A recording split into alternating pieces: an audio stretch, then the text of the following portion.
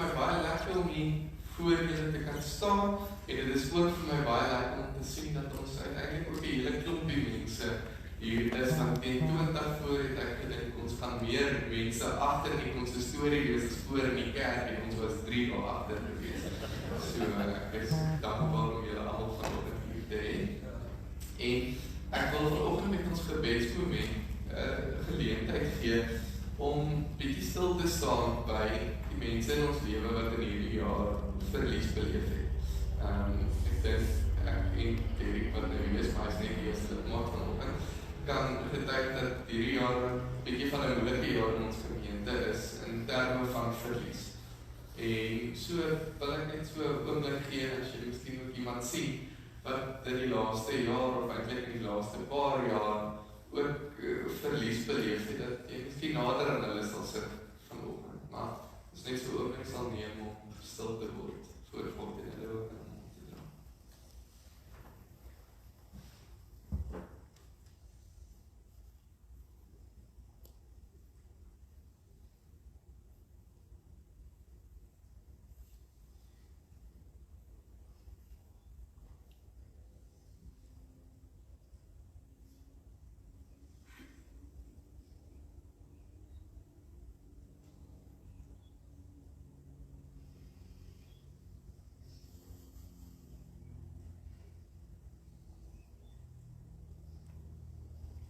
Drie enige God, Vader, Seun en Heilige Gees, ons kom vanoggend en ons bring ons menslikheid voor U. Ons menslikheid wat dikwels sukkel om te verstaan. Ons menslikheid wat dikwels broos is teenoor dit wat met ons gebeur in hierdie lewe. En ons bring dit voor U, want U is 'n getroue en 'n genadige God. So vra ons dat U ook vandag die onder ons wat regtig seer en verlies en hartseer beleef in U arms sal toevou. Dat U hulle sal vashou en dat U ook ons as gemeente sal versterk sodat ons hulle ook mag vashou. En so is ons ook U hande en U voete en daar wil ons gaan waar mense seer het en U liefde wys. Amen.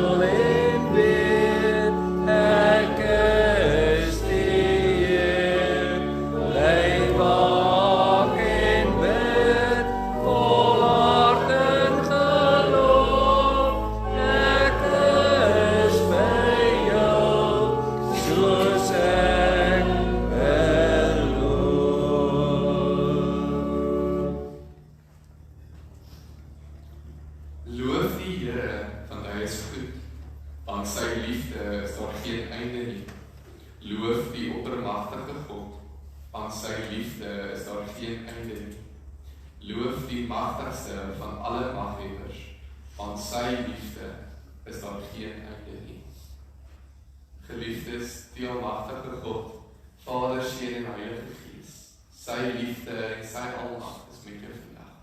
Amen. Kom ons staan ook nou en sing 'n lofsang tot Here.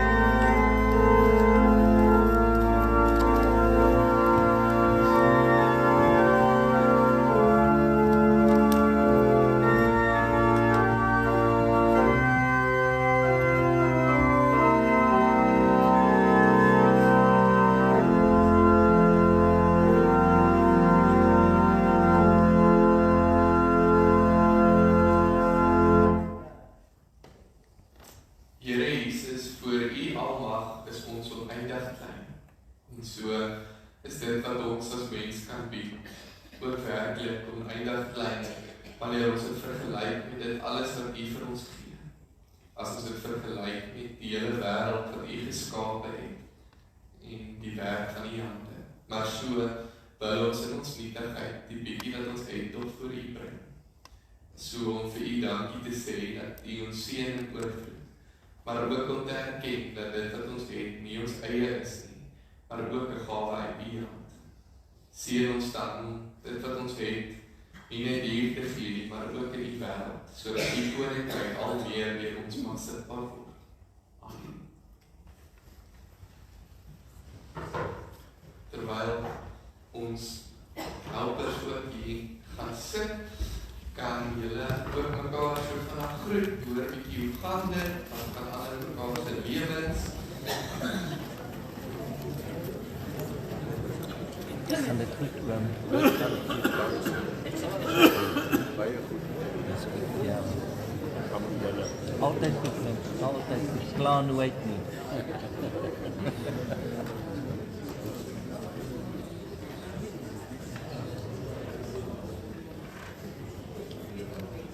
Julle is welkom om hierdie gesprekke voor te sit as julle klaar is, of as jy moeg is, die persoon langs jou praat met iemand anders dan al die tyd vir koffie te gee.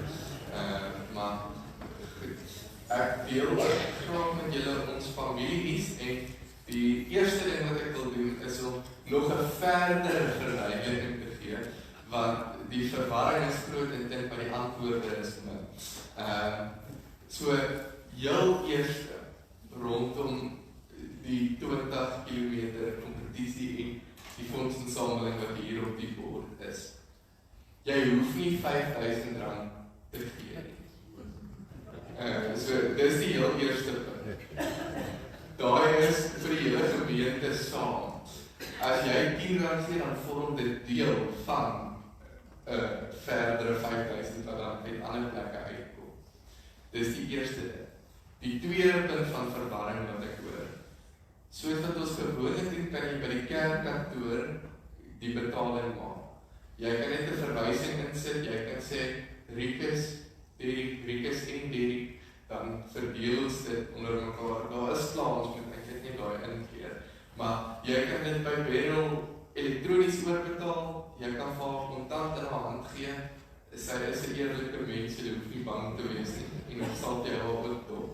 Maar daar's verskillende maniere hoe jy dit kan doen. Ek wil ook hierdie oomblik gebruik om te sê, as daar enige ander verwarring is wat nou by jou opgeduik het, iets wat jy verder wil weet, asseblief vra my.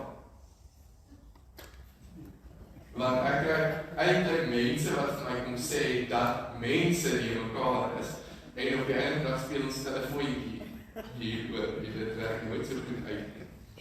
So speak now or forever hold your peace. En ook as jy van die huis af kyk, los maar 'n bietjie kommentaar op Facebook as jy dan vra het. Goed, is almal 'n bietjie meer like oor dit nou. Daar's ook mense wat kreatief is. Oom Johan Wilmerans het gesê, hy was in die eerste plek slim, hy het gesê, hy wil eers kyk of ek dit doen.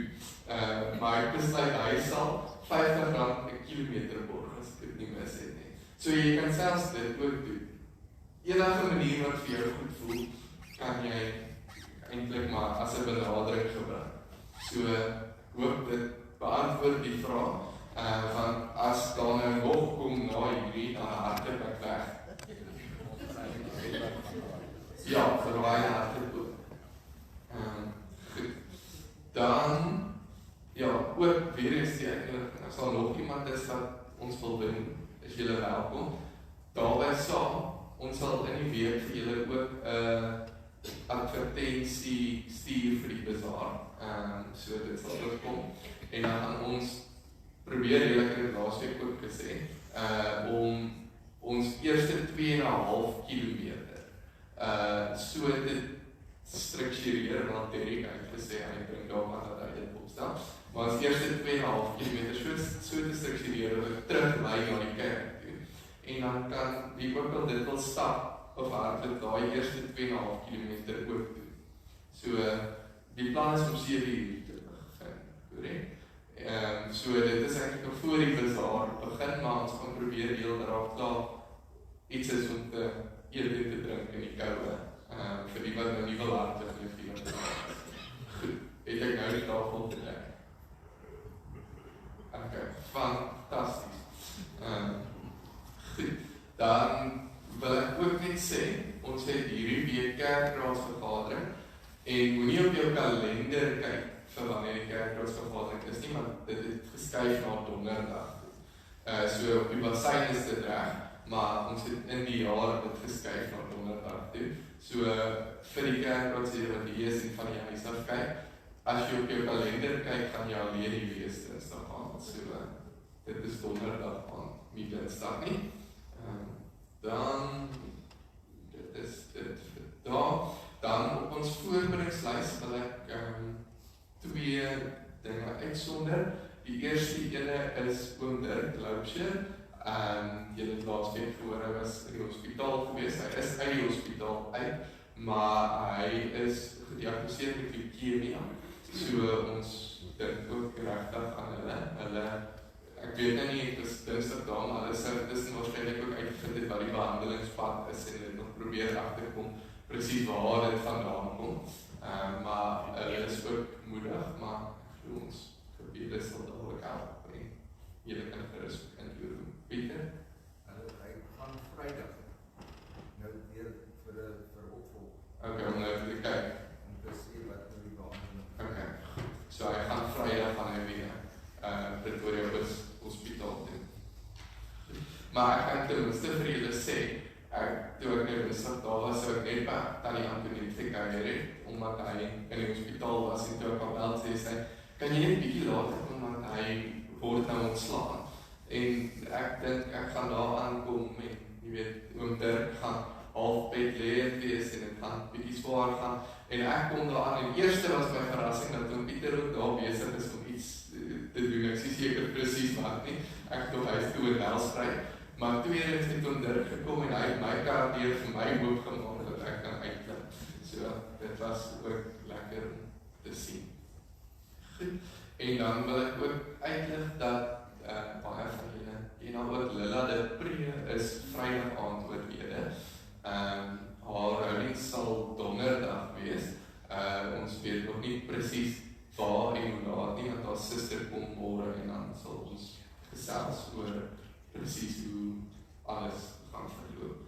Maar ons dink ook aan haar naastes, ek weet waar Bybelstudie het 'n goeie pad saam met haar gestap. So, ons dink ook daaraan hulle. Goed, dan kom ons by Derek het gevra, ek moet vra, ons kort nog 2 mans om te help met die nagmaalete. So as jy 'n man is en jy kan help, 'n man en nie 'n meisie nie, kom gee asseblief jou naam hierso. Kan hulle dit sommer vir jou kom gee na die Here. Maar jy gee dit vir maskermeente dit nie as predikant. Dan kom ons by ons verjaarsdag. Dit is Annetjie Besuidening, Elsa Trom, Rina Hofman, Aldrisa van Dort en Marina Trokke. Enige van hulle hier vandag? As nie een van hulle hier is nie, soos wat hulle nie is nie, wil ek dan sommer van die geleentheid gebruik maak. Oom Pieter, as oom 'n kersboom kom aansteek, want oom was nie laas week hier, is oom reg. Goed. Nee, want dan steek ek net 'n kers vir die wat nie hier kan wees nie.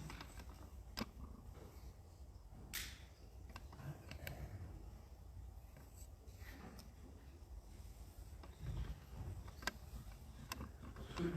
Kan die kinders asseblief vorentoe kom? Dis al julle tweede trip vorentoe vanoggend. Net nou dat julle gestuur om, wel nie ek nie, net nou is julle gestuur om goed te gaan haal, nou is julle gestuur om goed uit te deel. So kan ons sien, is daar verjaarsdag? Ja, so is daar.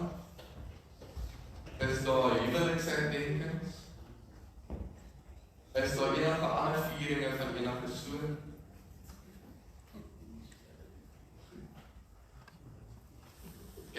wie gaan hierdie vir my vat? So ek net een nodig. Julle kan saam gaan as julle wil, maar daar deur agter in die middel. Ek sal stel kan hier, maar jy kan ook nie bly. Hulle gaan net die sjokolade eindeel vir die verjaarsdag mense. As jou broer nie wil vorentoe kom nie, dan kan jy net vir hom 'n sjokolade vat. Anders sal ons vir jou bring.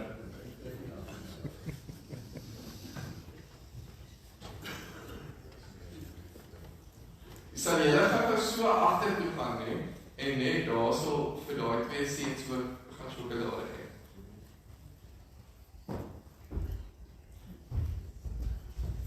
Daar in die moederskamer, in die glaskas.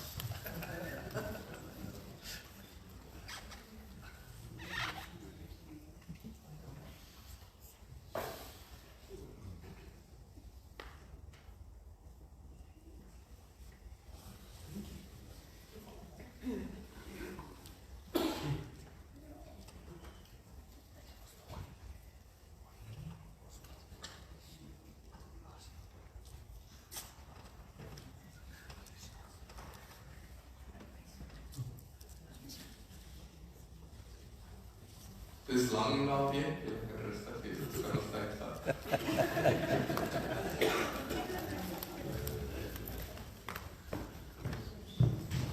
Susters, vandag wil ek net hê dat julle saam met my moet bid. So, ons bid saam. Here Jesus, baie dankie dat ons u kinders kan wees. Dankie dat u ons vashou en liefhet. In Jesus naam. Amen. Goed. Julle kan maar sit.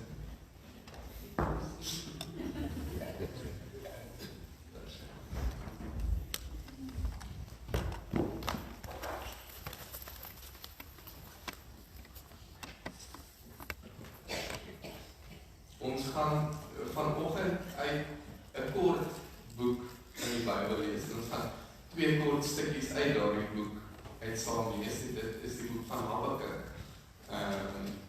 Baie van julle is miskien bekend met Habakuk, maar dit is net 3 hoofstukke vir die hele boek. En voordat ons dit eers wil ek net so 'n storie miskien wel grappie vertel wat dalk inpas by Habakuk. Maar dit is van 'n man wat van 'n gebou afval, 'n sonder so hoë gebou. En soos wat hy val hy nou hierso by 'n klomp venster waar daar mense staan. En soos wat hy val, vra iemand vir hom, "Hoe gaan dit met jou?" En hy sê, "So far, so good." En dit is miskien so effense opsomming van Habakuk, maar nie heeltemal nie. Ja. Kom ons bid saam en dan lees ons die Habakuk. Hemelse Vader, dankie dat ons u woord mag lees. Dankie dat ons dit nie net met ons verstand kan verstaan nie, maar dat dit iets is wat aan ons kop, ons hart en ons hande raak. Dat ons iets van u leer, maar ook leer om iets van die grootheid uit te leef in die wêreld. Nie net vir onsself nie, maar ook teenoor ander. Wanneer ons vandag uit Habakuk lees, mag ons ook weer in verwondering staan voor u grootheid en u almag. Mag ons ook weer om vreugde te vind in wie u is, eerder as die wêreldse omstandighede. Amen. Ek wil eers vir ons uit Habakuk 1 van vers 2 lees, om net so iets van 'n inleiding vir die boek te gee. En hier is Habakuk besig om met God te praat. En die hele boek van Habakuk is eintlik 'n dialoog tussen Habakuk en God. En dit is in omstandighede wat dinge regtig nie goed gaan met die volk nie.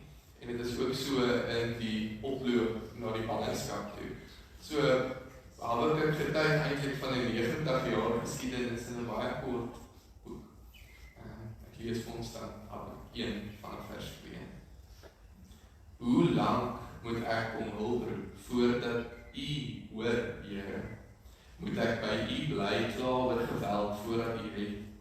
Waarom laat u my die onreg sien wat gedoen word? Waarom kyk u toe as daar soveel ellende is? Oral rondom my is daar onderdrukking en geweld. En word daar getwis en beklei. Die wet het nie meer krag nie, en daar geskied nie meer reg nie. Slegte mense het die oorhand oor die goeies, en so word die reg verkrag. Nog al 'n moeilike begin. En tog, aan die einde van Habakuk, in Habakuk 3 vanaf vers 17 lees ons die volgende. Al sou die vyeboom nie pot nie, en daar geen druiwe aan die wingerde wees nie, al sou die olyfoes misluk, en die lande geen oes lewe nie, al sou daar geen kleinvee in die kampe meer wees nie, en die beestrale sonder beeste wees, nogtans sal ek in die Here jubel, sal ek juig in God my redder. Die Here my God gee vir my krag. Hy maak my voete soos die van 'n ribbok. Op hoë plekke laat hy my veilig loop. Ek gaan die laaste stukkie lees, maar daar is 'n verskriklike groot skuif wat plaasvind van hoofstuk 1 na hoofstuk 3. En dink dit is dalk belangrik om te vra, maar hoe kom Habakuk daar? Wat is dit wat maak dat hy van hierdie eintlik ellendige, amper gestoei met God oor die onreg wat hy rondom sien, gaan na 'n absolute geloofsbelijdenis wat sê, maar ongeag wat gebeur, sal ek my blydskap in God vind. Hoe gebeur hierdie? En as mens nie die boek lees nie, dan kan mens miskien begin spekuleer. Miskien, wanneer God vir Habakuk terug antwoord, kry hy eintlik hierdie lekker antwoord. Ag man, moenie worry nie, hierdie gaan nou tot 'n einde kom. Moenie worry nie, hier kom iets net baie beter. Jy byt net so klein bietjie vas en dan gaan alles weer reg wees. En ek dink dit is miskien antwoorde wat ons ook dikwels in die wêreld kry. Ons dink dan met 'n maklike antwoord kom, wat salf op die wonde is, wat sê, ag, jy weet, kom ek gaan nou maar aan, hier is nou maar net so 'n oomblik waar ek bietjie gebreek word. Maar as mens kyk na die dialoog tussen Habakuk en God, is dit eintlik glad nie wat gebeur. Eers nadat Habakuk hier geklaar het, sê God vir hom, ja, ek gaan iets vir die onreg van die volk doen. Ek gaan die Babiloniërs stuur. En hierdie Babiloniërs gaan kom en julle lewe verskriklik moeilik maak. Kyk, hulle gaan julle uit julle huise uitweg. Klomp van julle mense gaan sterf. Dit gaan nie 'n mooi ding wees om te sien. En dan, soortgelyk aan Jakob, hou Habakuk aan met stoel. En dan sê Habakuk vir God, en hy is eintlik regtig ontstel. Hy sê vir hom, so wat hy vir my sê is, om die onreg van Juda te kom regstel, gaan U 'n volk gebruik wat nog meer van die pad af is as ons. U gaan 'n volk stuur wat nog meer korrup is, meer gewelddadig, nog meer afgode aanbid wat U nie eers ken nie. U gaan hulle gebruik om ons te kom regkry. Hoe verskriklik is dit? Ons sit klaar in hierdie moeilike omstandighede en die antwoord aan my is, nou gaan dit nog moeiliker gaan. Nou gaan dit nog swaarder begin raak. En dan gee God vir Habakuk weer 'n antwoord. Maar dit is weer eens nie 'n maklike antwoord wat sê, ag nee, wat weet, hulle gaan kom en hulle gaan en dan is alles beter nie. Hy sê, verstaan ook, hierdie groot onreg van Babilonië sal ook nie vir ewig duur nie. Want ek het nie plek of tyd vir dit nie. Ook aan dit sal daar 'n einde kom. Aan die wêreldse onreg sal daar 'n einde kom. Maar hy sê hierdie vir Habakuk binne 'n konteks waar dit baie duidelik nie binne Habakuk se leeftyd gaan gebeur nie. Wat Habakuk gaan ken is teëspoed. Wat Habakuk gaan ken is droogte. Is landerye wat verbrand word. Wat hy gaan beleef is 'n moeilike lewe. En so dink ek ook in lig van wat hierdie jaar ook met baie van ons in die gemeente gebeur het, is dit dikwels waar in ons wêreld ook. Slegte dinge gebeur. En soms is dit ook slegte dinge wat nie net maklik teruggedraai word nie. Soms is lewensomstandighede swaar en moeilik. En dan dink ek ons kan baie leer by Habakuk. Want ek dink een van die eerste dinge wat maak dat Habakuk op 'n plek kan kom wat hy eindig met 'n geloofsbelijdenis en absolute vertroue in God, is omdat hy met God stoei. Hy is nie apaties teenoor God se doen en late in die wêreld nie, maar eerder gaan soek hy God in sy omstandighede. Gaan hy na God en hy sê, maar Here, ek verstaan nie wat gebeur nie. Help my om te verstaan. En ja, hy kry 'n antwoord wat eintlik hom sê, maar jy kan nie verstaan waarmee ek besig is nie. Maar daar gebeur 'n skuif nader aan die einde van die boek binne Habakuk. Habakuk sê, nou gaan ek ophou vra, nou gaan ek ophou kla, nou gaan ek ophou om die Here uit te daag. En ek gaan soos 'n wagter wat op 'n muur gaan staan en kyk wat die Here doen. Ek gaan wagte op die Here en sy magtige dade wees. Daarby saam doen hy dit ook nie net uit naïwiteit uit nie. Habakuk begin met terugkyk. Hy gaan kyk terug na die Exodus, na 'n volk wat slawe was van Egipte. En wat sien hy dan? Ja, vir 'n tyd was hulle slawe, maar uiteindelik het God hulle verlos. Habakuk gaan kyk terug na die geskiedenis van die volk en hy sien net spore van die Here se genade. En Habakuk, soos die man wat van die gebou afval, kan amper sê so far so good, want hy weet uiteindelik is God groter as hierdie wêreld. Is God groter as die onreg van die volk Juda? Is hy ook groter as Babilonië, hierdie wêreldmag? Uiteindelik is God in beheer en hy is 'n God van liefde en 'n God van geregtigheid. Uiteindelik hoef hy nie bang te wees nie. Nie op grond van die omstandighede rondom hom nie, maar op grond daarvan dat God ook by hom is in hierdie omstandighede. En daarom getuig Habakuk ook daarvan dat hy nie alleen is en die volk nie alleen is wanneer al hierdie slegte goed gebeur nie. Hy getuig, maar hy maak my voete soos die van 'n ribbel. Hy sê, ek gaan nie op berge loop nie. Ek gaan nie op plekke kom waar my voete nie stewig is nie. Hy getuig dat ook in dit God by hom sal wees. Ook in dit sal God die volk sterk. Ook in dit sal die volk behoue bly. En daarom gebeur daar baie groot skuif by Habakuk. Hy hoop om na die wêreld rondom hom te kyk, om sy vreugde of sy hoop te vind. Hy kyk bloot na wie God is. En hy kyk bloot na die wete dat God daar is. En daarom sê hy, uiteindelik vind ek my vreugde in die wete dat God 'n God van liefde is. Uiteindelik vind ek my vreugde in die wete dat God net is wie hy is.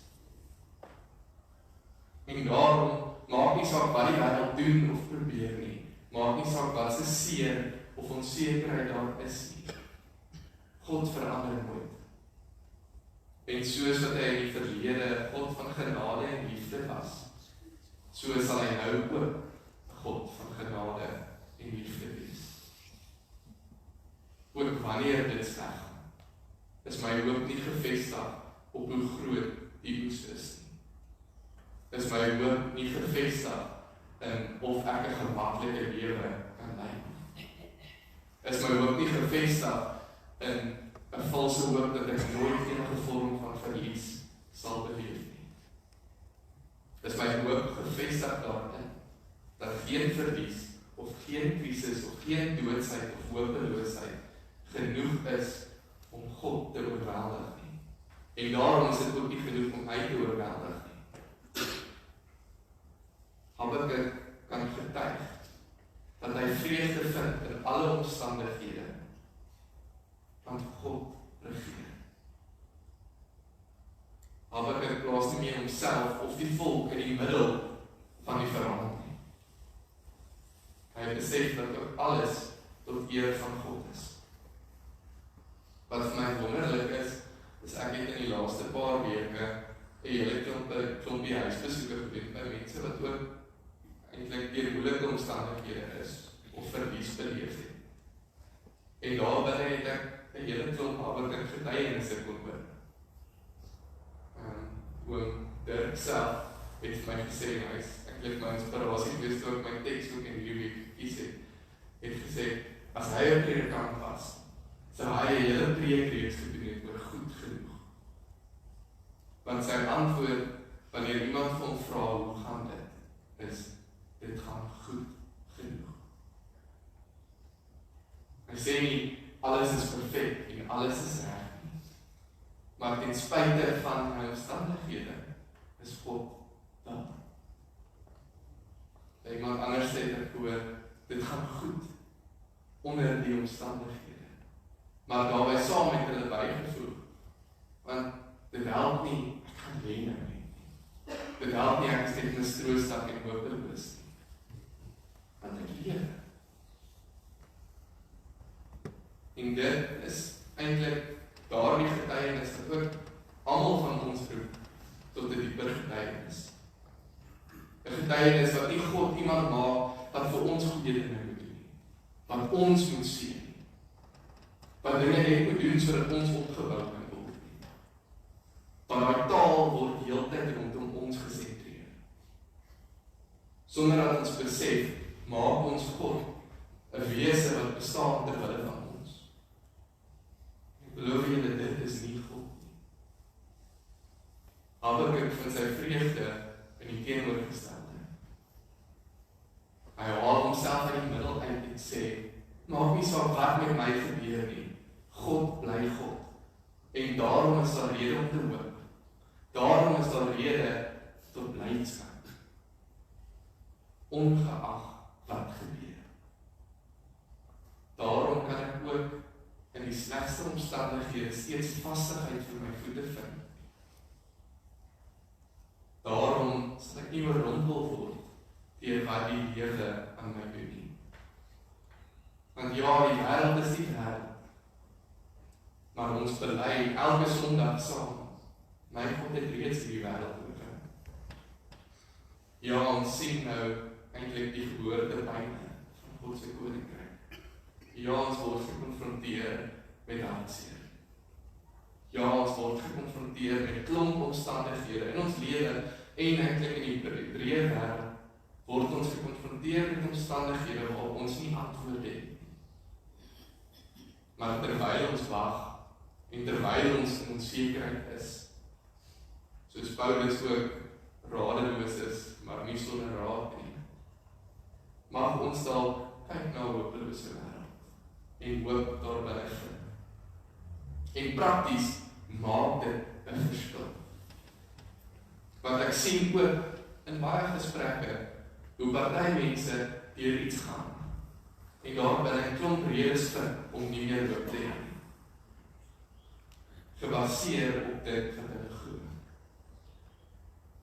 Hulle kyk na hulle omstandighede en hulle sien God se verlating.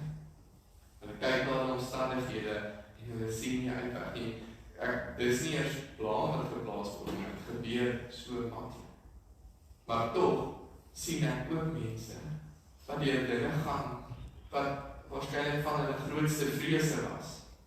Dinge wat hulle nie geweet het wat gaan ek doen as dit gebeur nie. Maar tog kan hulle sê, dit gaan goed genoeg, want my God is by my. En so verander dit hoe hulle dra aan die lewe. So verander dit hoe ons dra aan die lewe.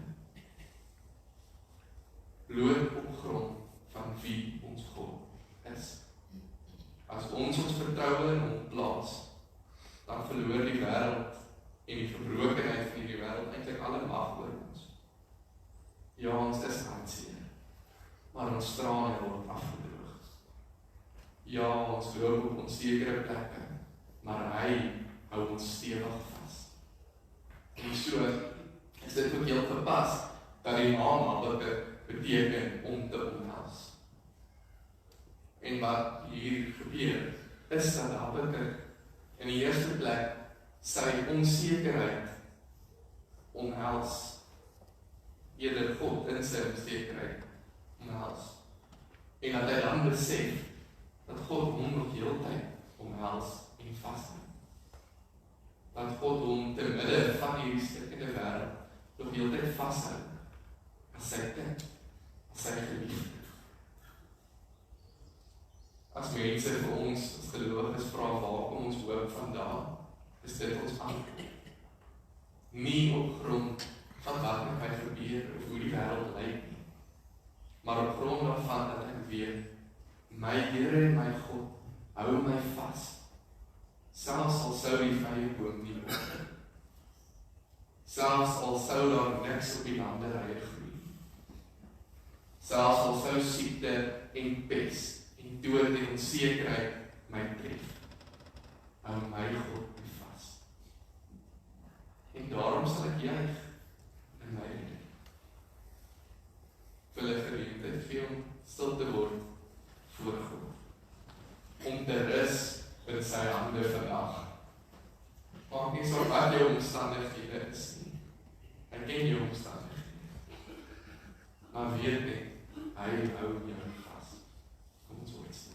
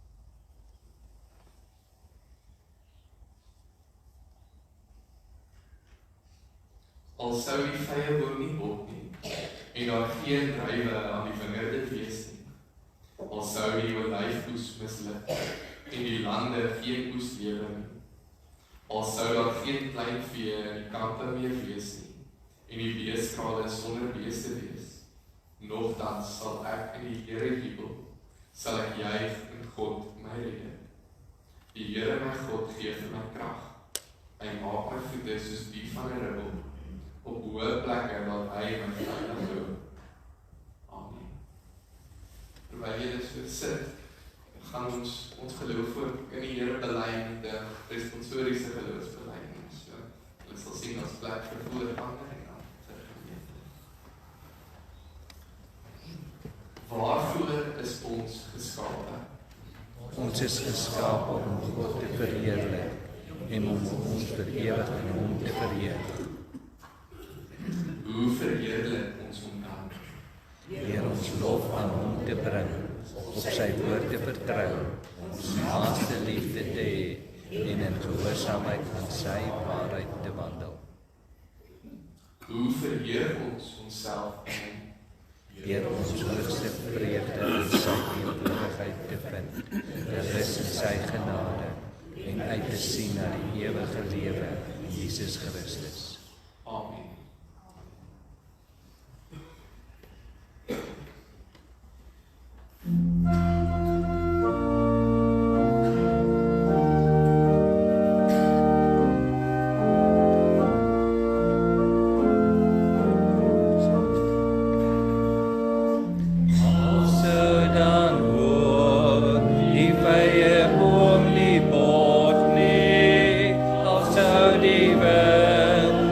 Son onder drywe staan. Die graan verdor, die vrugteboorde wegwyn, die beeste klein, vee alles hier vergaan. Nog sal ek juig en bly wees in my God. Hy is my hoop, hy gee my krag. Hy laat my loop waar raadstiere wil gaan. Hy laat my vas en veilig staan.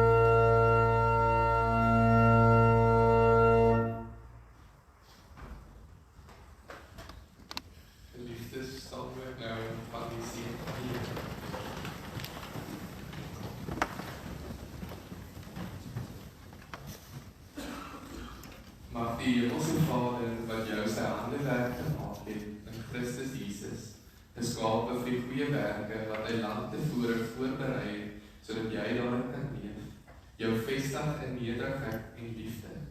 En mag die seën van God, die almagtige Vader, Seun en Heilige Gees, elke dag met jou wees en bly, sodat jy met blydskap jou roeping kan uitvoer.